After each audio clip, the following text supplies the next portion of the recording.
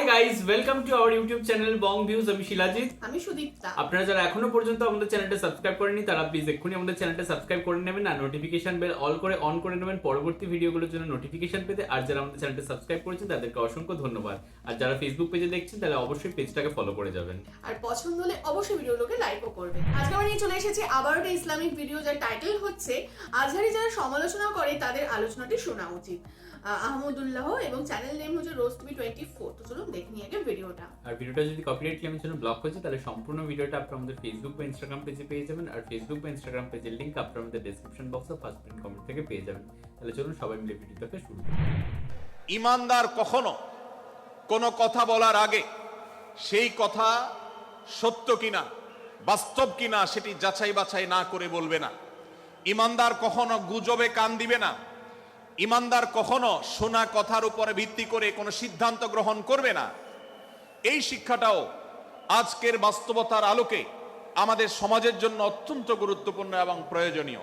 প্রিয় ভাইরা আমার, আমাদের চতুর্পাশে যদি আমরা তাকাই, আমরা দেখতে পাবো সোশ্যাল মিডিয়াতে, ফেসবুকে আজকাল কোনো তথ্য উপাত্ত পেলে সেটার পরখ করা ছাড়া, যাচাই বাছাই করা ছাড়া, সত্য অসত্য নিরূপণ করা ছাড়া আমরা অনেকে সেটার প্রচার প্রচারণায় নেমে যাই। আমরা অনেকে সেটার শেয়ার দেওয়া শুরু করে দেই।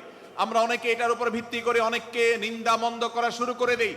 এমনকি আজ আমরা যেই জায়গায় দাঁড়িয়ে আছি, বাংলাদেশের যে সামাজিক বাস্তবতা, সেই বাস্তবতার আলোকে বলা যায় অনেক সময় অনেক ব্যক্তিকে সমাজে মিডিয়ার মাধ্যমে নানাভাবে হয়রানি করে তাকে খারাপ মানুষ হিসাবে, কালপ্রিট হিসাবে দেখানো হয়, অথচ তার দোষ, যে সমস্ত দোষের কথা তাকে বলা হয়, যে সমস্ত দোষে তাকে দোষী বানানো হয়, সে সমস্ত দোষ থেকে তিনি শত সহস্র গুণ পবিত্র এবং পরিচ্ছন্ন। ভাইরা আমার, যে আমরা যেই কোনো মূল্যে যেই কোনো ভাবে যেন কোনো প্রকার গুজবে কান না দেই, আমরা যেন গুজব থেকে বেঁচে থাকি। আল্লাহ তাআলা আমাদেরকে তৌফিক দান করুন। 6 থেকে 8 নম্বর আয়াত যদি আপনি পাঠ করেন সূরা হুজুরাতের, আপনি দেখতে পাবেন সেখানে আল্লাহ রাব্বুল আলামিন ঈমানদারদেরকে যেই কোনো সংবাদ, যে কোনো তথ্য, বিশেষ করে অনির্ভরযোগ্য সূত্র থেকে যখন পাবে, ফাসিক থেকে যখন শুনবে, যার ভিতরে আল্লাহর ভয় নাই সেরকম মানুষ থেকে যখন পাবে, সেই সংবাদ তথ্য উপাত্ত যাচাই করা ছাড়া সেই সংবাদ যেন বলে না বেড়ায়। আপনি শহরে যান কিংবা গ্রামে, শিক্ষিত দেখুন কিংবা অশিক্ষিত, সর্বশ্রেণীর মানুষের মধ্যে আজ এই ব্যাধি দেখতে পাবেন চরম আকার ধারণ করেছে। কারোর ব্যাপারে কোনো নেগেটিভ কথা শুনেছেন, কোনো মন্দ কথা শুনেছেন, সে কথার প্রচার প্রচারণা শুরু করে দেন। সেটা কি সঠিক কিনা, সেটা কি সত্য কিনা, সেটা কি যথার্থ কিনা, সেটা কোনো প্রপাগান্ডা কিনা, সেটা কোনো মিথ্যাচার কিনা, সেটা কোনো গুজব কিনা, এটা যাচাই করার প্রয়োজন অনুভব করে না। অথচ আমরা সেই মুহাম্মদ সাল্লাল্লাহু আলাইহি সাল্লামের উম্মত, যে মুহাম্মদ সাল্লাল্লাহু আলাইহি সাল্লাম আমাদেরকে সতর্ক করেছেন, কাফা বিল মারই কাযিবান আন ইউহাদ্দিসা বিকুল্লি মা সামিআ, কোন ব্যক্তি যা শুনে সেটাই যদি বলে বেড়ায়, তথ্য উপাত্ত যাচাই না করে, সেটাকে ভালো করে যাচাই বাছাই না করে, সেটাকে অনুসন্ধান না করে, সত্য সত্য নিরূপণ করবার চেষ্টা না করে, তাহলে সে মিথ্যাবাদী হওয়ার জন্য যথেষ্ট। এজন্য আজকের এই মাহফিল থেকে আমরা অঙ্গীকার করে যাব, আজকের এই মাহফিল থেকে আমরা নিয়ত করে যাব, এই মজলিসে বসে এই মুহূর্তে নিজে নিজে সংকল্প করব, আমার জীবনে সোশ্যাল মিডিয়া কিংবা ফেসবুকে, ইউটিউবে অথবা অফলাইনে আমার বাস্তব জীবনে আমি কখনো কোনো মানুষ সম্পর্কে যে কোনো তথ্য উপাত্ত পেয়ে ভুল কোনো ধারণা, মন্দ কোনো ধারণা কারো প্রতি পোষণ করব না। কোনো তথ্য উপাত্ত যদি পাই, কোনো সংবাদ যদি পাই অনির্ভরযোগ্য সূত্রে, তাহলে সেক্ষেত্রে সেটা যাচাই বাছাই করা ছাড়া আমি সেটাকে বিশ্বাস করতে যাব না। এটাই হলো আমাদের ঈমানের দাবি। ভাইরা আমার, একজন ঈমানদার এতটা সরল হবে না যে যা শুনবে সে সেটাকে বিশ্বাস করে বসবে। একজন ঈমানদার এতটা বাস্তবতা থেকে দূরে থাকবে না যে তিনি তার পাওয়া কোনো সংবাদকে অনুসন্ধান করবে না। আল্লাহ তাআলা আমাদের সবাইকে সূরা হুজুরাতের এই দ্বিতীয় শিক্ষাটাকে আমাদের জীবনে ভালো করে ধারণ করার তৌফিক দান করুন। আল্লাহ বলেছেন, ইয়া আইয়ুহাল্লাযীনা আমানু, হে ঈমানদারেরা, ইন জাআকুম ফাসিকুম বিনাবাইন ফাতাবায়ানু, তোমাদের কাছে কোনো ফাসিক, যার মধ্যে আল্লাহর ভয় নেই, এরকম কোন মানুষ যদি কোন সংবাদ উপস্থাপন করে, এমনকি গণমাধ্যমেও যদি কোনো সংবাদ প্রচারিত হয়, সংবাদদাতার মধ্যে যদি আল্লাহর ভয় না থাকে, সে যদি টাকার বিনিময়ে কারোর চরিত্র হনন করতে পারে, সে যদি অ্যাডভার্টাইজ পেয়ে কোনো কোম্পানির হয়ে দালালি করতে গিয়ে অন্য কারোর বিরুদ্ধে কোনো মিথ্যাচার করে, সে যদি বিদেশিদের এজেন্ডা বাস্তবায়ন করতে গিয়ে আলেম সমাজের চরিত্রকে কলঙ্কিত করে, কোনো ভালো মানুষকে দোষী হিসাবে সাব্যস্ত করে, তো আল্লাহ তাআলা আমাদেরকে সতর্ক করেছেন ফাতাবাইয়ানু, সেই সংবাদ সত্য কিনা আমাদেরকে যাচাই করতে হবে। আন তুসিবু কওমান বিজাহালাহ ফাতুসবিহু আলা মা ফাআলতুম নাদিমিন।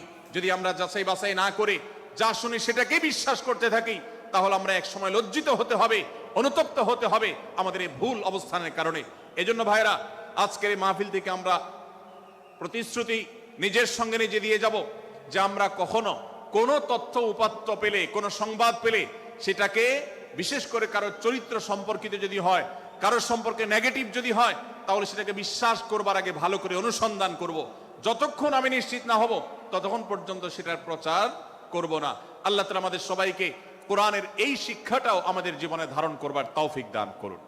ভাইরা আমার, তৃতীয় যে শিক্ষা সূরা হুজুরাতের, সেটি হলো আল্লাহ রাব্বুল আলামিন সূরা হুজুরাতের 9 এবং 10 নম্বর আয়াতে ঈমানদারদের মধ্যে যদি কখনো মতভিন্নতা, মতপার্থক্য, যে এটা যদি মারামারিতে পরিণত হয়, ঈমানদারদের মধ্যে যদি কখনো দুই পক্ষ গন্ডগোল এবং ফাসাদের মধ্যে লিপ্ত হয়ে যাওয়ার মতো দৃশ্যের অবতারণা হয়, তাহলে আমরা যেন আমাদের মুসলমান ভাইদের ঘর পোড়ার মধ্যে আলু পোড়া দিতে না যাই। আমরা যেন আমাদের মুসলমান ভাইদের মধ্যকার বিভেদকে আরো বৃদ্ধি করতে সহায়তা না করি। আমরা যেন মীমাংসার পথ অবলম্বন করি। আমরা যেন তাদের মধ্যকার সম্পর্কের যে অবনতি হয়েছে সেটাকে দূর করবার চেষ্টা করি। আল্লাহ রাব্বুল আলামিন এই নির্দেশ দিতে গিয়ে বলেছেন, ওয়া ইন তাইফাতান মিনাল মুমিনিনা কাতাতালু, যদি ইমানদারদের দুটি দল, দুটি গ্রুপ নিজেদের মধ্যে মারামারিতে লিপ্ত হয়ে যায়, ফাসলিহু বাইনাহুমা, তাহলে তোমরা সেই বিবাদমান দুটি দলকে মীমাংসা করবার চেষ্টা করবে। আজ আমাদের মধ্যে এরকম বহু বিষয়কে কেন্দ্র করে মুসলমানদের মধ্যে অনেক সময় মুখোমুখি অবস্থান আমরা দেখতে পাই, যা দুর্ভাগ্যজনক, যা হওয়ার কথা ছিল না। এমনকি জাগতিক বিষয়ে যেমন হয়, ধর্মের নামে, ইসলামের নামে আজ আমরা হাজার হাজার টুকরা হয়েছি। আজ গোটা বিশ্বে আমাদের মুসলমানদের যে অবস্থান দুর্বল হয়েছে, এর অন্যতম প্রধান কারণ হলো আমাদের অনৈক্য। আমরা যদি আজ আহলে কিবলা, আহলে সুন্নাহ ওয়াল জামাআতের অনুসারীরা নানান মত এবং পথের অনুসারী হওয়া সত্ত্বেও, নানান থট এবং পন্থার অনুসারী হওয়া সত্ত্বেও, আমরা যদি মৌলিক বিষয়গুলোর উপর সবাই ঐক্যবদ্ধ থাকতাম, আমরা যদি আল্লাহ তাআলার দেওয়া ইত্তিহাদ মাল ইখতিলাফ, বৈচিত্র্যময় ঐক্য, বিভিন্ন বিষয়ে মতভিন্ন থাকা সত্ত্বেও মৌলিক বিষয়ে ঐক্যমতে আমরা যদি থাকতে পারতাম, আমাদের মধ্যে যদি মুসলিম ভ্রাতৃত্ববোধ থাকতো, আমাদের মধ্যে যদি বলয় ভিত্তিক যে দেয়াল আর প্রাচীরগুলো আছে সেগুলো যদি না থাকতো, তাহলে আজ বাংলাদেশের বাস্তবতা হলো, বাংলাদেশে আল্লাহর কোরআন, আল্লাহ রাসূল সাল্লাল্লাহু আলাইহি ওয়াসাল্লামের হাদিসের আলোকে বাংলাদেশ আজ অটোমেটিক পরিচালিত হতো, ঠিক কিনা বলেন? আমরা যদি আজ ঐক্যবদ্ধ থাকতাম, তাহলে এদেশের হাতে গোনা যাবে এরকম স্বল্প সংখ্যক নাস্তিকেরা, ইসলাম এবং মুসলমানদের শত্রুরা, তারা আমাদেরকে নিয়ে তারা আজ যে খেলা খেলছে, আমাদেরকে যে তারা শাসন করছে, আমাদেরকে যে তারা তাদের অধীনস্থ করে রাখছে, আমাদের উপরে যে আজ ভিনদেশি কালচার চাপিয়ে দিচ্ছে, আমাদের উপরে তারা যে আজ কর্তৃত্ব করছে, আমাদেরকে আজ টুকরা টুকরা করছে, এই দুঃসাহস তারা কোনোদিন দেখাতে পারতো না যদি আমরা ঐক্যবদ্ধ থাকতাম।